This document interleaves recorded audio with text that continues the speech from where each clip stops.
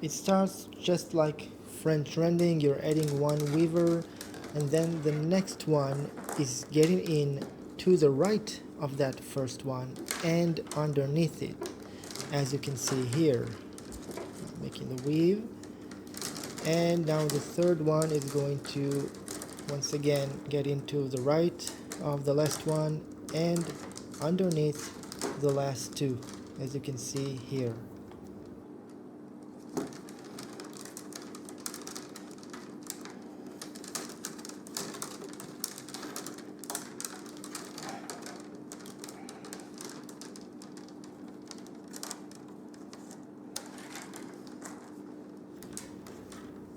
When you're adding those weavers, you want to leave some length of the butt end towards the inside, because if you don't, then the trimming at the end becomes incredibly difficult. You need some length that will allow you some leverage to pull on it, and to make the cut really nice and neat.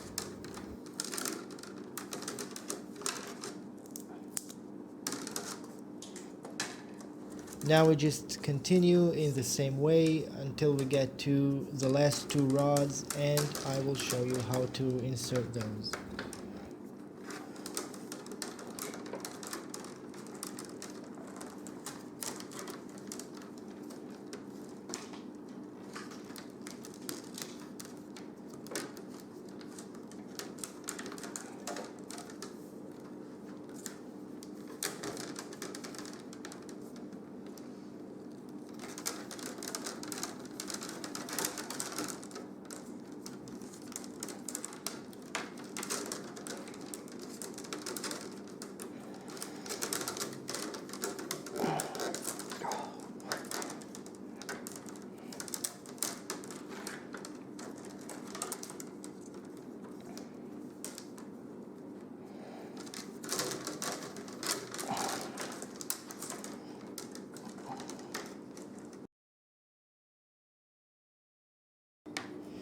First, I like to kind of soften the material a little bit, and then notice that I'm inserting it where it has to get out, not where it has to get in. And then I'm going behind that one upright, and then the butt end will be threaded where it had to get in at the beginning.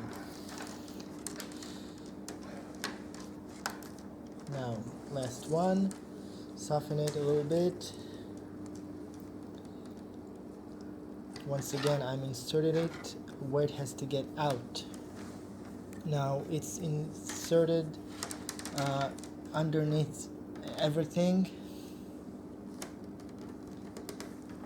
like so, and then gets out over everything and behind one upright, and then we just insert it where it had to get in to begin with. Of course, you can just, if you want, you can just do it in the regular fashion and then just thread the whole length of the rods. That's also possible.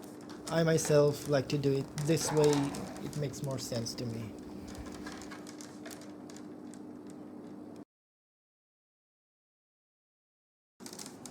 After we've finished that first row, we are climbing up by simply making a row of French Randing, which is left in the air, you might say. It's not woven in a regular fashion. It's left in the air, and it's just a row of French Randing. If you know this technique, then you shouldn't have any problems with this. Now just arrange those last ones in place, and we can begin the next stage. So to begin our next row, we simply take one weaver randomly and make one weaving move behind one upright and back outside. But notice that where we get out here, there already is another weaver. and we have to know how to arrange them properly. Now we're going to take the next one to the right. Now we're progressing towards the right again.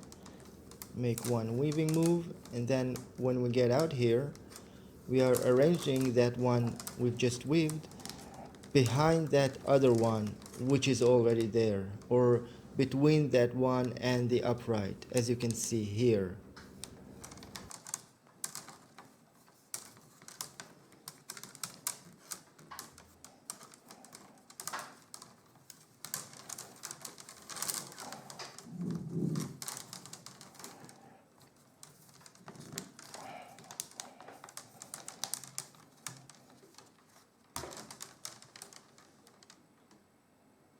Now, as we are progressing here, we will always have these two pairs of weavers. Each of these pairs contains one weaver that's already finished and one weaver that has yet to work.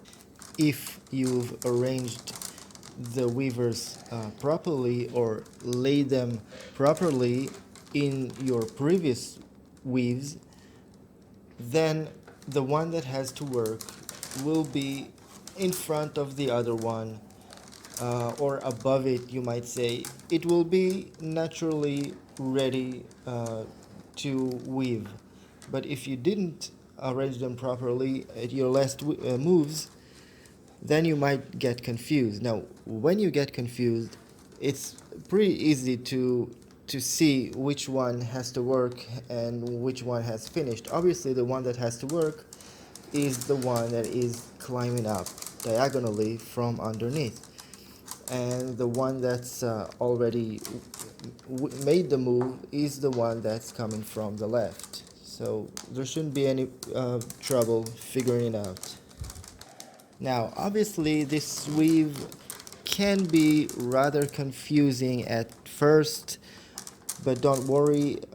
Soon enough, you'll learn to see things very, very clearly. And I think what really kind of helps me understand this weave is that I kind of think of it as twining, basically, or pairing.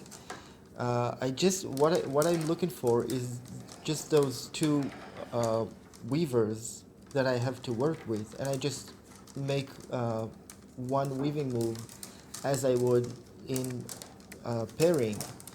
Of course, there's all those other weavers in the way and where we get out, but if you just kind of think about that for a second, it really kind of helps you see things more clearly.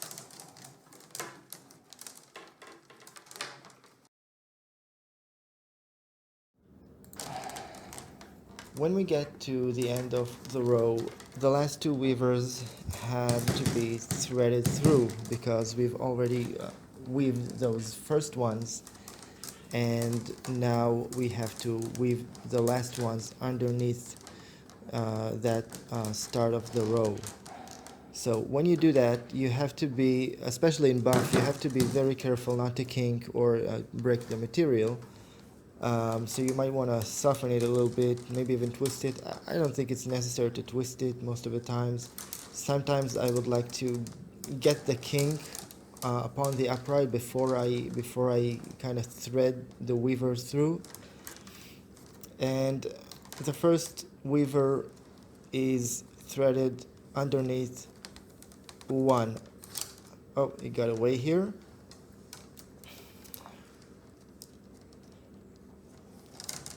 And as you can see here, we are threading that one very carefully and slowly, not to kink it, underneath one. We're just arranging everything in position, slowly and carefully. And now we have one more to go. So I soften it a little bit.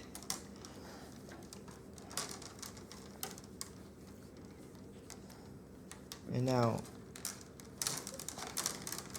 I'm threading it through underneath two. The first one goes underneath one and the last one goes underneath two. But once again, there shouldn't be a lot of trouble for you understanding that on your own, because you just have to look at the rest of what you did in that row and you have an example available to you at all times. So once we've done that, we are finished and we can climb up again and do the same thing.